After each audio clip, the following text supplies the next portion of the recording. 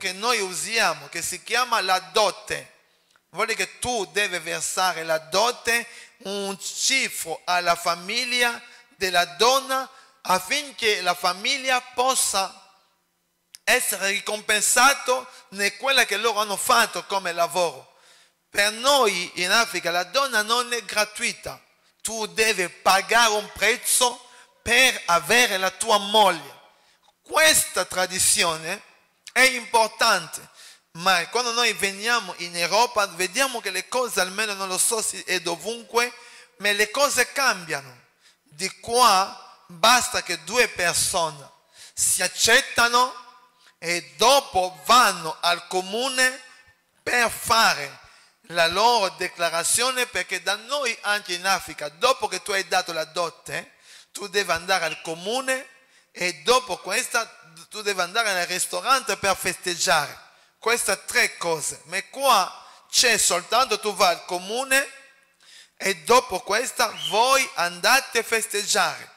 E per la festa qua ho visto che la famiglia della donna, la famiglia dell'uomo pagano un prezzo. Perché ho visto che qua ci sono le persone che fanno del prestito per fare il loro matrimonio.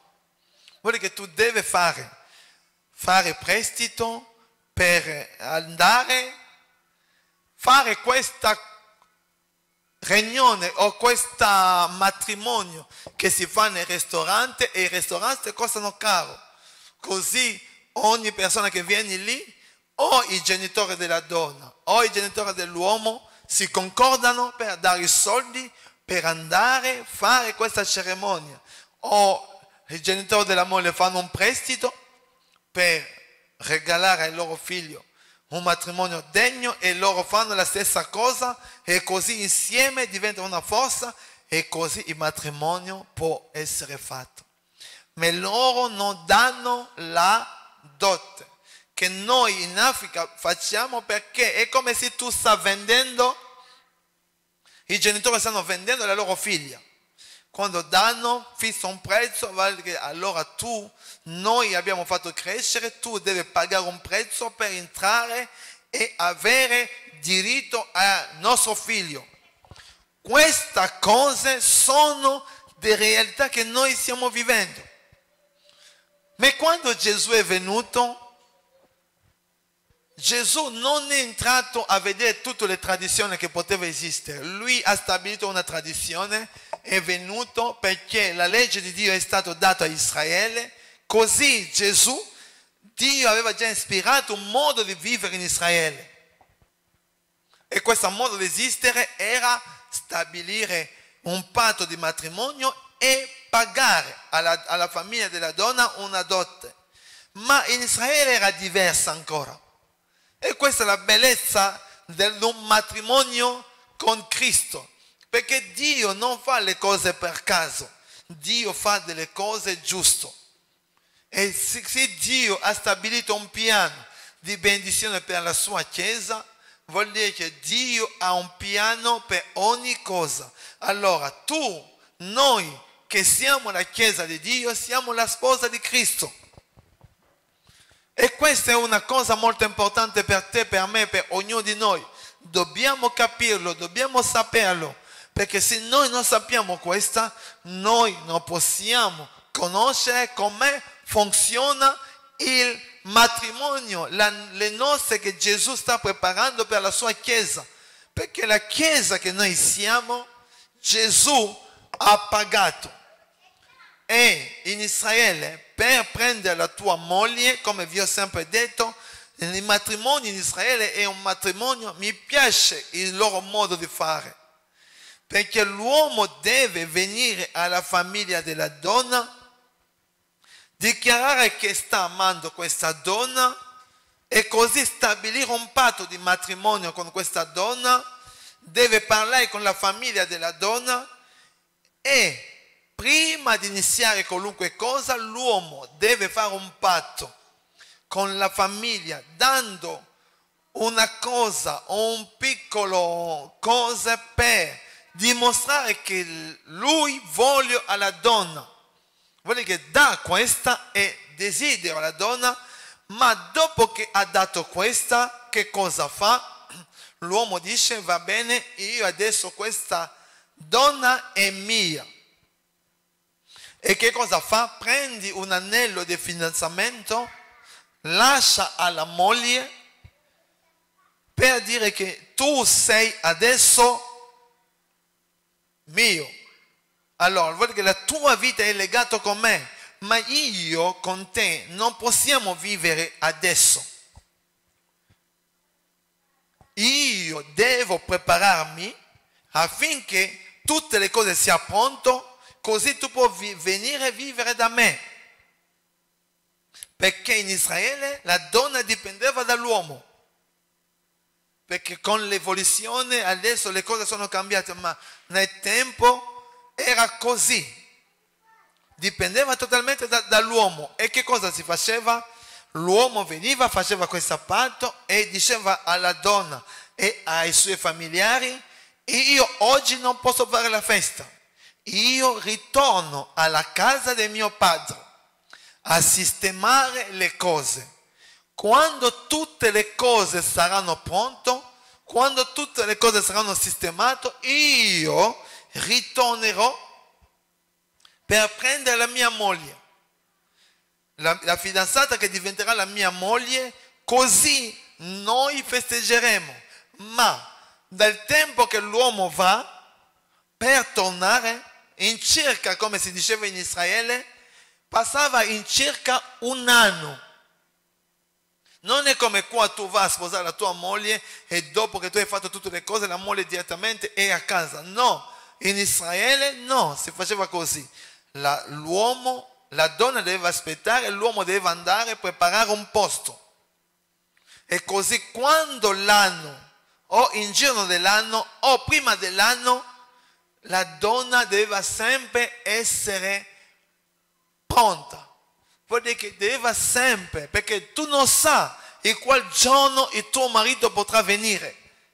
E la donna si preparava sempre perché si dormiva, perché l'uomo, si racconta in Israele, l'uomo non verrà nel giorno, verrà la notte. E quando l'uomo verrà la notte, che cosa accade? L'uomo è preceduto da una persona che è come se questa è la tua via, la via della chiesa. Prima che l'uomo entra nella via, perché da questo tempo lì non c'era macchina, non c'era nulla, prima che l'uomo entrava in questa via con la sua familiare per venire a prendere la sua moglie, c'era un uomo davanti che camminava e che suonava la tromba per dire: ecco, l'uomo sta arrivando. E passava nei quartieri di questa donna. E se la donna deve essere sempre pronta, vestito con l'abito del matrimonio, con la sua lampada. Perché se tu senti questa suoneria, tu devi alzarti, prendere i tuoi vestiti, prendere la lampada e uscire nella strada. E di là tu potevi andare a incontrare lo sposo. Vedi come era bellissimo questo modo di vivere in Israele. Ma Dio, come vi ho detto, Dio non fa le cose per caso. Dio ha ispirato questa per noi. Ha ispirato questa realtà perché Lui aveva un piano per il vero matrimonio. E Gesù Cristo, quando è venuto sulla terra, è morto, ha fatto un patto con la sua Chiesa. La vera Chiesa di Cristo siamo noi. La Chiesa di Dio è Israele, è la sposa di Dio è Israele, ma la sposa di Gesù Cristo siamo noi. Gesù, quando è venuto, è morto e ha fatto un patto perché si deve pagare un prezzo. Non può prendere la donna senza pagare. Non può sposare la tua moglie senza pagare. E così Gesù ha pagato con la sua propria vita. Questo è il pagamento. Se tu un giorno tu incontrerai Gesù in cielo, perché? Perché Lui essendo l'uomo, ha pagato un prezzo per te e io che siamo la sposa, la Chiesa di Dio. E così, pagando questo prezzo, noi abbiamo diritto al matrimonio che si rivolgerà in cielo. Noi avremo tutto questo tempo per fare capire come funzionano le cose che Gesù, che Dio ha stabilito per te e per me. E questa è la cosa meravigliosa, sapere che tu sei lo sposo, sta ritornando, ma tu sei la sposa di Cristo. E che c'è un matrimonio che Gesù ha fatto.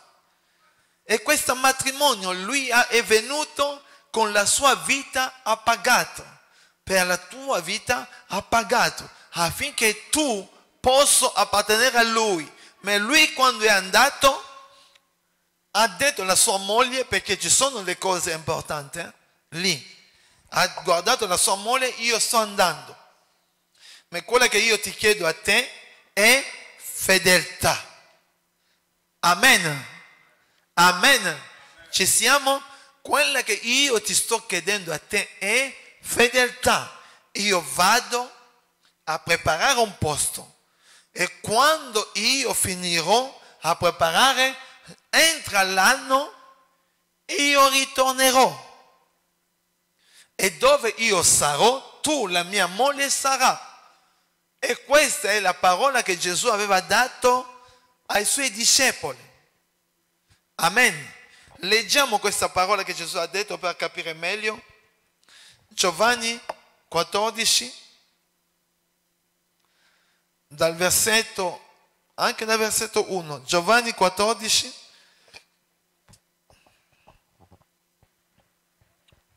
Dal versetto 1, così scenderemo per capire, prima che noi tocchiamo. Non siate turbati il vostro cuore, abbiate fede in Dio e abbiate fede anche in me. 2. Nella casa del Padre mio vi sono molti posti, se no ve l'avrei detto. Io vado a prepararvi un posto. Amen. Gesù sta dicendo alla Chiesa, ai discepoli, che io vado. Come dopo il matrimonio l'uomo andava nella casa del suo padre e per preparare un posto dove doveva abitare lui e la sua moglie. È questo che si faceva in Israele. L'uomo abitava alla casa del suo padre. E così, in questa realtà, noi vediamo che Gesù Cristo sta usando le stesse parole di un matrimonio. Io vado. Vuol dire che ho fatto già il matrimonio, adesso che vi ho incontrato, io vado alla casa del mio padre per prepararvi un posto. E questo è il vero matrimonio che Gesù sta facendo con la sua Chiesa. Lui sta andando per preparare a te e a me un posto dove noi possiamo abitare, dove noi possiamo rimanere, dove noi possiamo vivere con Lui. Ma Lui sta dicendo una cosa, che il vostro cuore non sia turbato, non dovete disturbarvi. Mentre che noi siamo ancora sulla terra, mentre che noi stiamo aspettando Gesù Cristo, Lui sta dicendo: non deve preoccuparti, perché Lui prenderà sempre cura di te. Anche se l'uomo non c'è, ma la donna era sempre aveva sempre la sua famiglia e la sua famiglia prendeva cura di lei finché suo marito veniva per prenderlo. E queste sono delle realtà meravigliose che noi possiamo vedere nella Bibbia, che noi possiamo trovare nella parola di Dio. E questa è, quando noi vediamo la storia, quando noi ritorneremo a parlare della storia della donna samaritana, noi possiamo capire meglio questo matrimonio, questo patto che Gesù viene a fare con la sua Chiesa, perché la Chiesa è la sposa di Cristo. Allora, andiamo a leggere in Apocalisse 19, versetto 7. Apocalisse, l'ultimo libro della Bibbia, 19,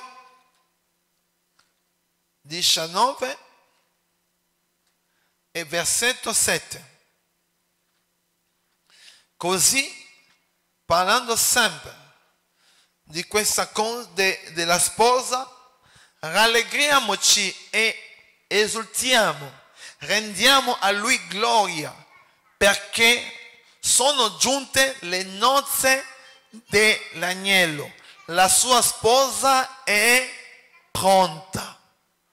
Sono giunti le nozze dell'agnello, perché dopo il matrimonio l'uomo e la donna vanno a fare un viaggio di nozze. Questa sarà fatto quando, perché Gesù Cristo ha messo già dentro di noi l'anello del matrimonio. Quando Lui ritornerà, Lui ha detto che io ritornerò, sto andando a preparare un posto. Vuol dire che Lui è andato e così la Chiesa, come noi vedremo le 10 vergini, noi vedremo che ci sarà quelle che saranno rapiti e quelle che rimaneranno sulla terra. Quando arriverà il rapimento della Chiesa, noi andremo a festeggiare alle nozze dell'agnello. Passeremo 7 anni. Voi vedete almeno un re che fa 7 anni di festa. Sulla terra, se il re fa 7 anni di festa, la sua economia cade, tutte le cose finisce e non arriverà mai a finire la festa.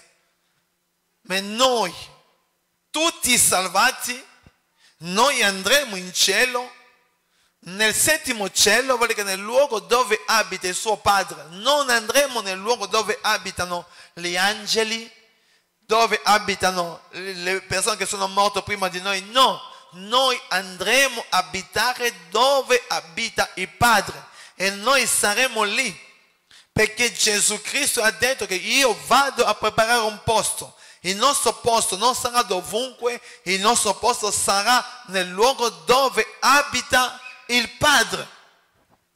Quale privilegio tu e io abbiamo? Da andare a abitare in questo posto glorioso, potente, un posto dove tanti, anche gli angeli, vogliono andare a abitare, ma non abiteranno mai. Noi andremo per 7 anni a abitare in questo luogo. Ma questo non vuol dire che noi andremo e abiteremo per sempre il cielo. No, la Bibbia non parla di questo. La Bibbia parla di un tempo che noi andremo con Gesù Cristo per festeggiare il nostro matrimonio con Lui. 7 anni. Tempo di gioia, tempo di gloria, tempo che Dio farà tante grandi cose. E noi, essendo i Suoi figli, dobbiamo sempre ricordarci di una cosa: che tu sei salvato per sempre. È una cosa molto importante, perché quando Gesù ritornerà per la sua sposa che è pronta. Tu sei pronta per andare con Cristo? Questa deve essere la tua domanda. La sposa di Cristo o la sposa di Gesù deve essere questa sposa purificata, vestita e libera di ogni peccato. Andiamo a leggere nel 2 Pietro 1,4. Secondo, perché c'è 1 Pietro e 2 Pietro. 2 Pietro 1, il versetto 4.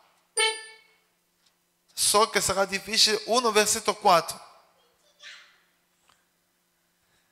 Allora, ok, con queste ci ha donato i beni grandissimi e preziosi che erano stati promessi, perché diventaste per loro mezzo partecipe della natura divina, essendo sfuggiti alla corruzione che è nel mondo a causa della concupiscenza.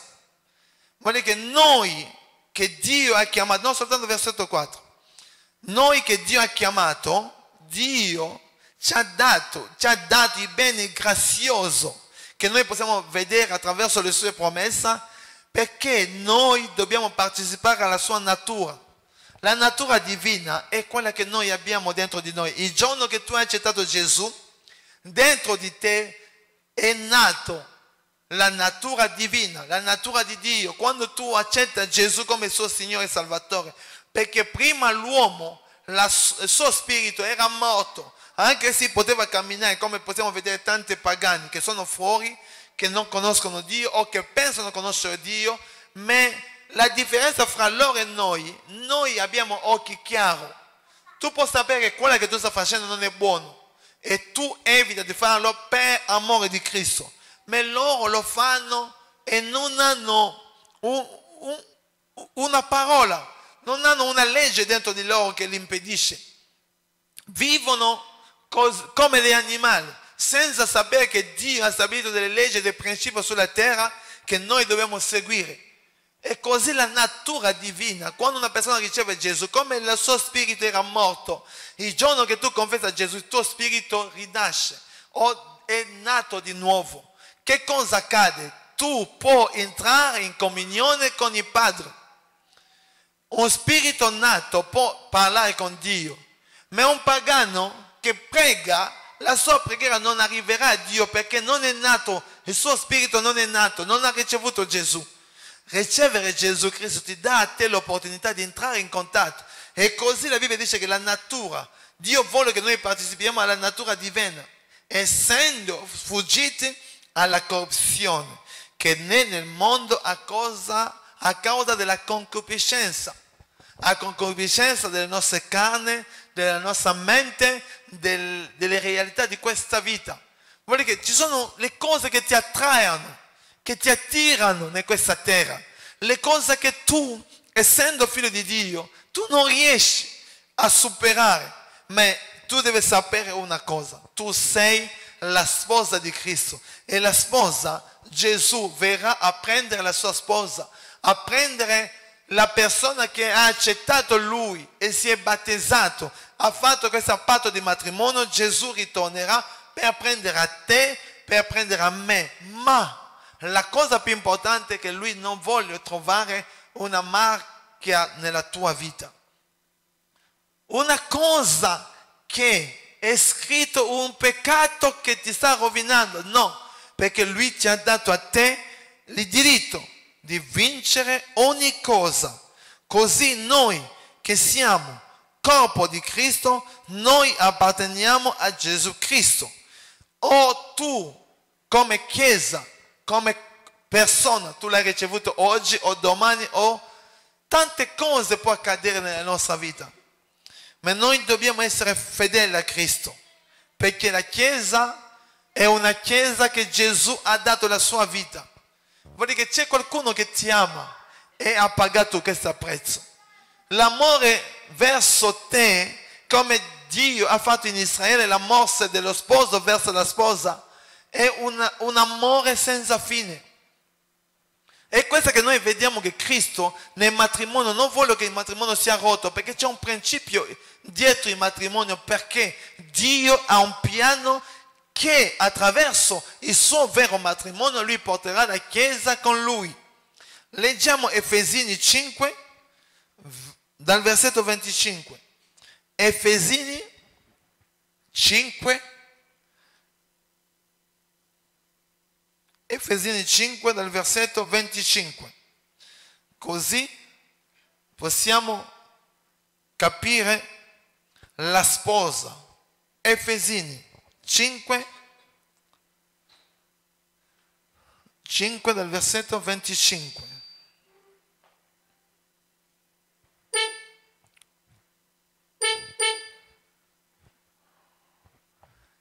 È importante questo, perché Dio bendirà la tua vita. Così e voi mariti, amate le vostre mogli, come Cristo ha amato la Chiesa e ha dato se stesso per lei. Questa è potente per renderla santa, purificandola per mezzo del lavacro dell'acqua accompagnato dalla parola. 27, l'ultima. Alla fine di farsi comparire davanti alla sua chiesa tutta la gloriosa, senza macchia né ruga o alcune dissimile, ma santa e immacolata. Questa è la realtà celeste. Questa è quella che Dio vuole per la sua Chiesa. Questi sono dei principi che Dio ha stabilito per ognuno di noi.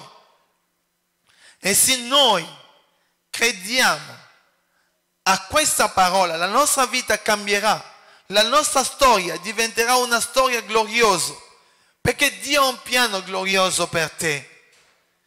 Se noi amiamo Cristo, Dio farà delle grandi cose per noi. E se tu fa parte della Chiesa di Dio, Dio ritornerà per prendere una Chiesa senza macchia e senza ruga.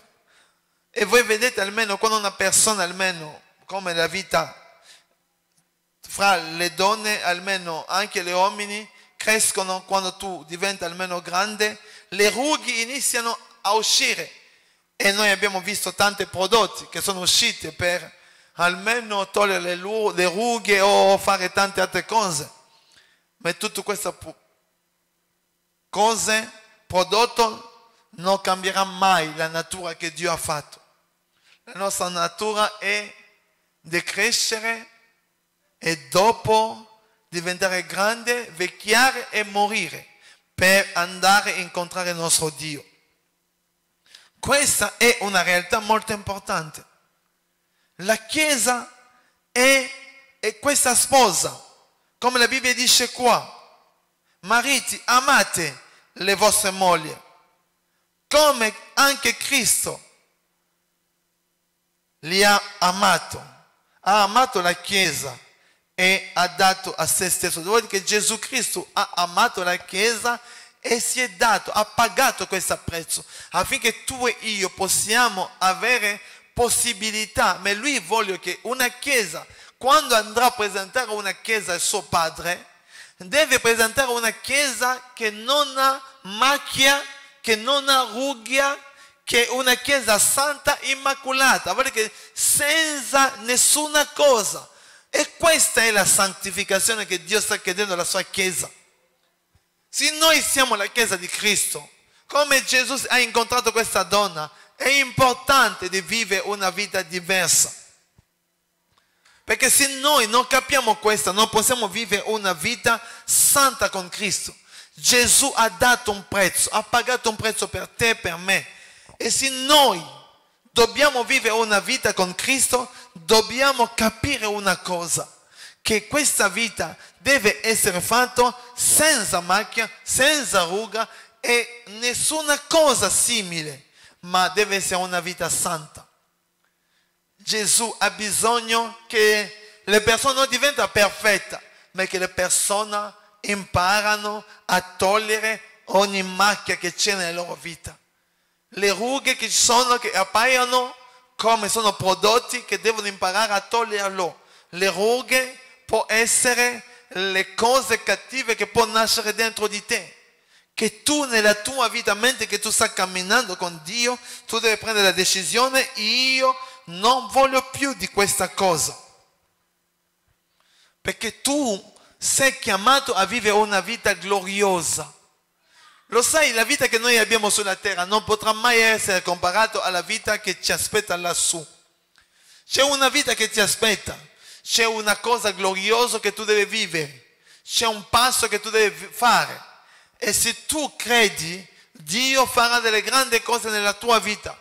Dio ristorerà la tua vita e ti porterà avanti. La cosa più importante, tu devi sapere che io ho fatto un patto di matrimonio, c'è un anello nella mia vita, anche se non lo vedo, io sono la sposa di Cristo. E Gesù è andato, come ha detto 2000 anni fa: io ritornerò. 2000 anni fa lui aveva detto, e 2000 anni fa aveva dato questa promessa. Fino adesso non è ancora ritornato, ma lui sta dicendo: adesso è arrivato il tempo. che io sto per tornare. E così la mia chiesa deve essere preparata. La mia chiesa deve essere pulita, sistemata, ognuno secondo la sua vita. E io ho sempre detto, se noi cerchiamo Gesù, il nostro scopo è di andare a finire con Lui.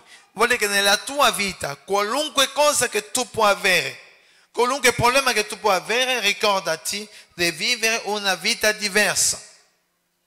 È una vita gloriosa perché Cristo è morto per te. E questa è la cosa importante nella nostra vita.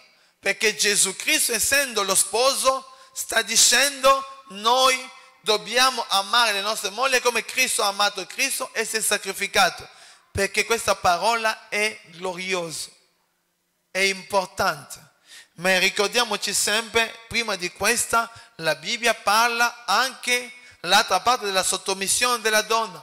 Se la donna che tu sei sottomesso a Cristo o sei sottomesso al tuo marito, allora in conseguenza il marito ti amerà e si sacrificherà per te. Le due cose devono camminare insieme perché c'è una benedizione grande che ti aspetta.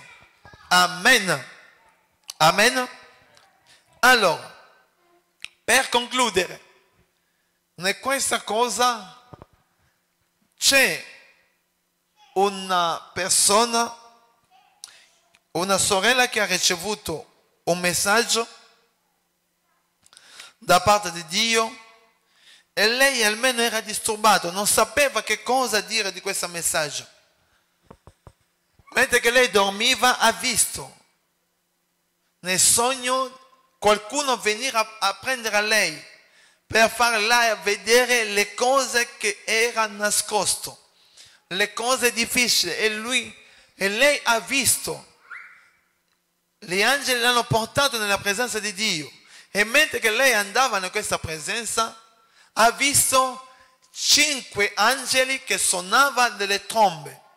Hanno suonato delle trombe e in questa visione che lei vedeva che gli angeli suonavano le trombe e dopo ha visto il 6° angelo che si è alzato per suonare la tromba.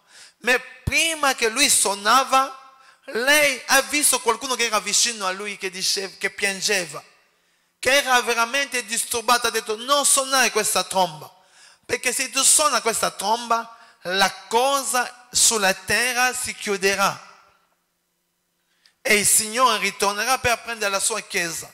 Ma questo uomo piangeva tantissimo, diceva non suonare, diceva a questo angelo che era lì non suonare, lasciamo ancora tempo, perché la mia chiesa non è ancora pronta, la mia chiesa non è ancora pronta.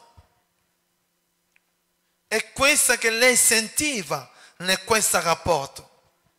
E così gli angeli sono avvicinati verso di lei e lo facevano vedere tutta questa realtà che succedeva in cielo. Ha detto: se tu vedi questo angelo, quando suonerà questa ultima tromba, allora sulla terra accadrà delle catastrofi, ma la chiesa sarà rapita. Ma l'uomo che tu stai vedendo non vuole che questa tromba sia suonata, perché la sua chiesa non è ancora pronta. E così questo sonno l'ha disturbato questa sorella e le ha detto: guarda, ci sono tante cose che tu devi capire e tu devi andare a raccontare a quelle che esistono ancora su questa terra. Vai a dire a loro di prepararsi, che ognuno deve preparare la sua vita, che ognuno deve vivere in modo di evangelizzare un'altra persona, perché le persone vivono soltanto per loro e la loro testimonianza non può aiutare gli altri, perché Dio non vuole che soltanto noi possiamo essere salvati, ma anche gli altri che possono vedere che noi siamo cambiati, attraverso di noi loro possono essere salvati. Queste sono delle cose importanti nella nostra vita, sono delle cose reali che Dio vuole per ognuno di noi. Se noi abbiamo Cristo, le nostre vite devono cambiare, le nostre situazioni devono essere gloriose, perché Dio ha un piano per te, per me. E in questa visione che lei vedeva, ha visto. Dio l'ha fatto vedere, ha detto: guarda, la mia chiesa. Ci sono due cose che Satana fa per indebolire loro. Tante persone vanno in chiesa. Satana che cosa ha messo dentro la chiesa? La prima cosa che Dio l'ha fatto vedere era la distrazione. Le persone sono distratte. Le persone sono distratte, non sanno più che cosa fare. E la seconda cosa che Dio l'ha fatto vedere, ha detto: Satana, quando vieni dentro la chiesa, ha un scopo. Lui viene e metti una stanchezza nella tua vita di preghiera. Vuol dire che se tu sei stanca, non riesci più a pregare, allora tu sei chiamato a vivere nella carne. E la carne ti porterà piano piano ad allontanarti di Dio. E questo è lo scopo. E ha detto questa legge, ha detto: Satana sta usando la legge della squalificazione. Vuol dire che tu eri qualificato, adesso lui viene a squalificarti. E metti la distrazione e metti la stanchezza della preghiera. Tu sei distratto e tu sei stanca anche di cercare Dio, e così con due cose la tua vita è chiusa e tu non riesci più ad andare avanti.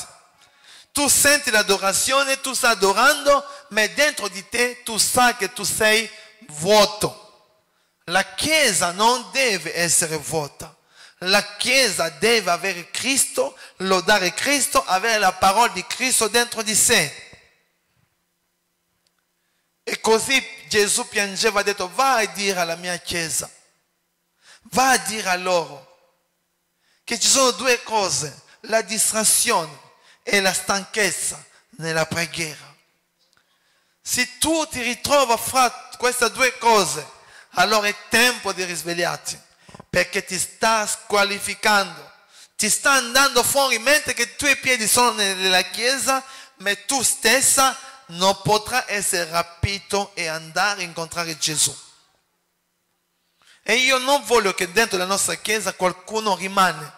Così la parola di Dio è predicata per aiutarti a avere una nuova vita, per aiutarti a cambiare la tua storia, per aiutarti a vivere una vita diversa. Sono delle cose molto importanti che Dio vuole mettere dentro di te, ma sei tu a fare la scelta. Ricordati che Cristo è morto e così nella sua morte ha pagato un prezzo di matrimonio con te. Lui ha detto: io vado a preparare un posto e ritornerò. Ma la cosa che lui sta chiedendo è la fedeltà. Tu non devi camminare nella distrazione, perché se la moglie, la donna, la fidanzata che è rimasta è distratta, può andare a fare un patto con le altre uomini, e Dio non vuole questo. E se noi siamo stanchi, la stanchezza spinge la persona di ritornare indietro. Dio non vuole questo. Dio ti ha salvato per sempre. Amen. Gloria a Gesù. Mettiamoci in piedi.